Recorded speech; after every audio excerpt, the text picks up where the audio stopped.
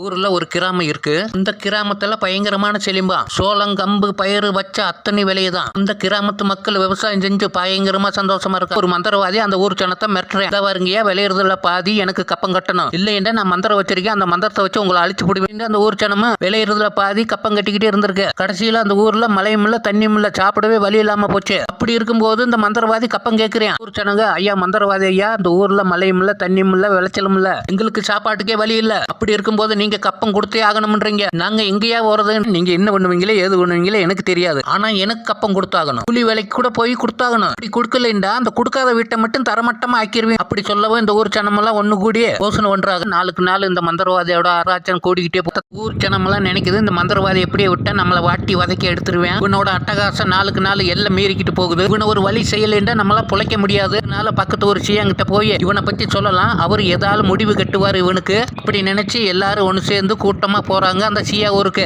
ஊர்ல ஒருத்தர் கேட்கிறாரு, என்னங்கப்பா கூட்டமா வந்திருக்கீங்க, நீங்க அசூலூர்? ஆமையா நாங்க அசூலூர் தான், எங்க ஊர்ல ஒரு பிரச்சனை, உங்க சியானை பார்க்க வந்தோம். சியான்னு இந்த நேரம் பார்க்க முடியாது, சாயங்காலம் தான் பார்க்க முடியும். ஏண்டா காலையில மாடு மேய்க்க போனாருந்தா சாயங்காலம் தான் மாட்டை பிடிச்சிக்கிட்டு வருவாரு ஊருக்குள்ள. ஐயா நாங்க தங்கி சியானை பார்த்துட்டே போறோம் ஐயா. ஆனா சியா மாடுதே மேய்ப்பாரா, அந்த மாட்டை மிரட்ட மாட்டாரா, அதட்ட மாட்டாரா, சத்தம் போட மாட்டாரா. மாடெல்லாம் இவரு பின்னாடியே போகுமா, அதே மாதிரி சாயங்காலம் வரும்போது இவரு பின்னாடியே வந்துருமா மாடு. அந்த அளவுக்கு மாடு சியா மேல பழைய இருந்திருக்கு. போற வழியில யாராலும் தென்னை மரம் வச்சிருந்தா, மரத்துல ஏற ஆளு கிடைக்காம இருந்தா இந்த சியாங்கிட்ட சொன்னா தென்னங்காய பிடிங்கி கொடுத்துருவாராம். மரத்துல ஏற மாட்டாரா, ஆனா மாடு மேய்க்கிற கம்பை வச்சு அடிச்சு ஊத்து கொடுத்துருவாராம். ஆனா எங்க போனாலும் மாடு மேய்க்கிற கம்பு கையில இல்லாம போக மாட்டாரு சியா. அதே மாதிரி மாடு மேய்ச்சிட்டு சாயந்தரம் போல மாட்டை பத்திக்கிட்டு வீட்டுக்கு வந்திருக்காரு. அந்த ஊர் ஜனமெல்லாம் வீட்டு வாசல்ல கூட்டமா உட்கார்ந்து இருக்கு சியானை எதிர்பார்த்துக்கிட்டு. சியா மாடு மேய்ச்சிட்டு அந்த மாட்டை பத்திக்கிட்டு வீட்டுக்கு வந்திருக்காரு. சியா வந்தோடனே அந்த ஊர் ஜனங்களை எந்திரிச்சு, சியா எங்க ஊர்ல பெரிய பிரச்சனை, நீங்க தான் வந்து தீர்த்து வைக்கணும்னு ஊர் ஜனமெல்லாம் எந்திரிச்சு சொல்றாங்க. சியான் சொல்றாரு, இருங்கப்பா மாட்டை தண்ணிக்கு விட்டு கட்டி வச்சுட்டு கோலை தள்ளி போட்டு வரேன், அப்புறம் உங்க பிரச்சனை சொல்லுங்கப்பான்றாரு சியா.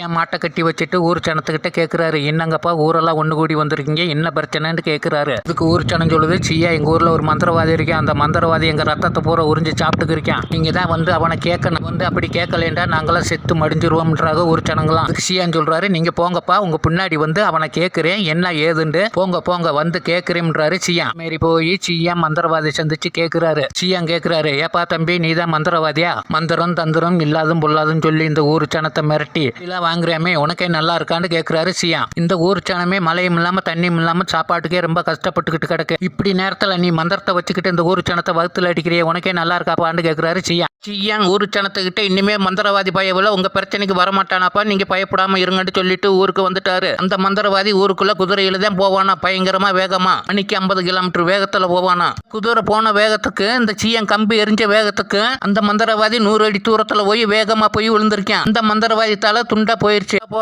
அந்த ஊர் ஜனமெல்லாம் கூட்டம் கூடி கொல்லண்டு சந்தோஷப்படுறாங்க. சியா மந்திரவாதியை கொண்டுட்டாரு, நம்மளுக்கு இனிமே விடிவு காலம் பிறந்துருச்சு ஒரே பயங்கரமா சந்தோஷத்துல இருக்கு. இந்த மந்திரவாதி தாய்க்கு காதுல கேட்டிருக்கு, என்னது நம்ம மகனை சியா கொண்டுட்டாராண்டு. மந்திரவாதி தாயி சியா மேல பயங்கரமா கோவத்துல இருக்கா. இந்த ஊர் ஜனமெல்லாம் சொல்லுது, சியா மந்திரவாதி தாயி உங்க மேல பயங்கரமா கோவத்துல இருக்கா, நீங்க கொஞ்ச நாளைக்கு வெளியூர் போயிருங்க. மந்திரவாதியோட இவனோட தாய் மோசமானவ, இவ மந்திரம் தந்திரம் மாயான்னு வச்சிருக்கா, ஒருத்தர் உடம்ப தடவுனாலுமே உயிர் போயிருமா அந்த அளவுக்கு மந்திரம் வச்சிருக்கா, அதனால கொஞ்ச நாளைக்கு வெளியூர் போய் இருந்துக்குங்க சியான். சியான்னு பொம்பளை சாவத்தை நம்ம வாங்கி கட்டிக்கிறோம், கொஞ்ச நாளைக்கு வெளியூர்ல போய் இருக்கலாம்னு சியான் போயிட்டாரு. இந்த மந்திரவாதி கிளவி ஊர் ஊரா சியானை தேடி பாக்குறா, பார்த்து கொல்றதுக்கு.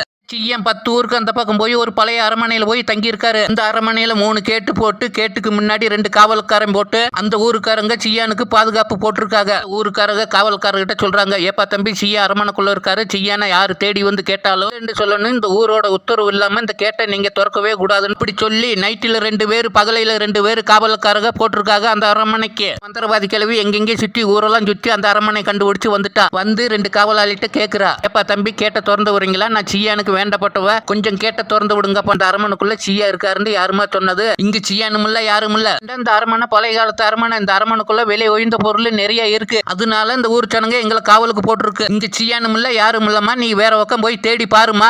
சியா இந்த அரமனுக்குள்ள இருக்காருன்னு நல்லா தெரிஞ்சுக்கிட்டு வந்திருக்கேன். இப்படி வந்த வீட்டுக்கு போய் சியா இல்லைன்றிய உனக்கே நியாயமா பாப்பே, உங்க 2 பேத்துக்கு என்ன வேணும், காசு வேணுமா, காசு வேணும்டா சொல்லு, இதுல 2 பை இருக்கு, ஆளுக்கு ஒரு பையை வச்சுக்கிட்டு கேட்ட திறந்து விடுப்பே. 2 பை காசு ஆளுக்கு ஒரு பை கொடுத்தோன்னே இந்த கேட்டுல திறந்து விட்டாங்க காவல் மந்திரவாதி கிழவி நேர அரமனைக்குள்ள போய் சியான்னு கேட்கிறா. ஏப்பே நீ தான் சியானா என் மகனை கொண்ட வீரனா?